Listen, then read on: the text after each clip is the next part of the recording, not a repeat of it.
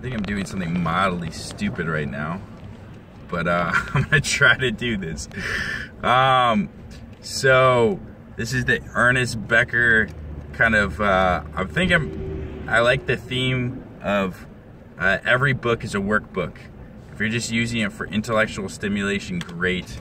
But let's try to make every book a workbook. Now, how do you turn a workbook into something like Ernest Becker's work, which is friggin' dense?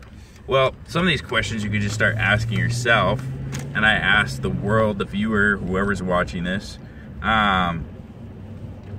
There's a idea that we're all got hero myths we're living out.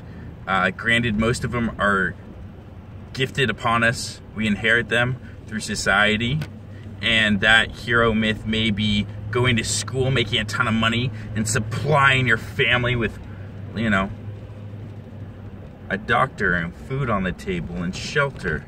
That might be the hero myth you're given. Or maybe your hero myth is I came from a different country, I'm a construction worker, and I am putting food on the table for my family. Maybe your hero myth is to make a ton of fucking money and have $1 million home. Maybe your hero myth is to save a bunch of people, to be in science and come with the cure of cancer. Whatever your hero myth. Maybe your hero myth is simply to get 20 pounds of lean muscle on my body, bruh. The question is we all have hero myths. How are you doing that? What is the system, if you've ever thought about this, to bring to light, as Carl Jung would say, whatever you don't bring to light becomes your destiny. Whatever remains unconscious is what you shall name destiny. What is your form of gaining self-esteem? Are you a passionate person going out? Rather, you're being driven by your passions, which in all honesty is great. It can work out great in some scenarios, but will likely lead to burnout because you're literally being driven instead of driving. That's the hence of being driven. As someone who has a lot of experience in that state of being, it can be great and thrilling. I love the self-help community these days. Is go, more, do more. Getting tired? No, fuck that, do more. I love that. I love that spirit. I love that energy. But there's some really unrealistic, psychopathic thinking that goes with that. It's just that's not very realistic. So there's that. Then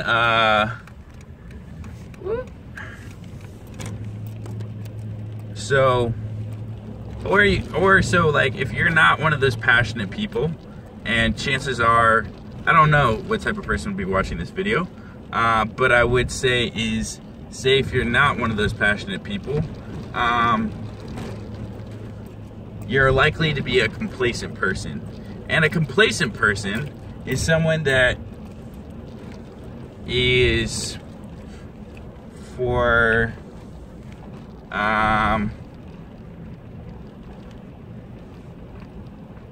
all intensive purposes, they are someone in society who, I'm doing something mildly illegal here. Woohoo!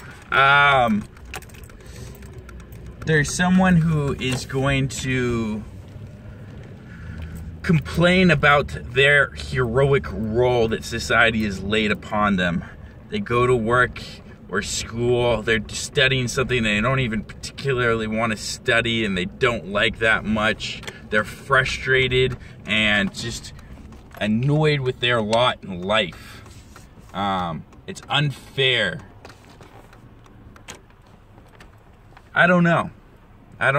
But I think the question is to bring to light, how are you gaining your self-esteem? What is your hero myth? Bring that to light.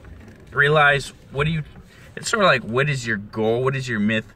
But it's a little bit deeper than even that. What role are you playing in society? It's pretty interesting if you take on a role that you are taking out of society, but that's not really gonna be a win-win. You're not gonna succeed in the long term. Definitely not in the immortality perspective, as Ernest Becker would say, and definitely, which, like, in all honesty, all hero myths that some culture provides has some underlying notions of immortality. I'm doing a bit of a ramble, but I want to do a chapter 1 breakdown, or at least the preface of Ernest Becker's book. We'll see how it goes.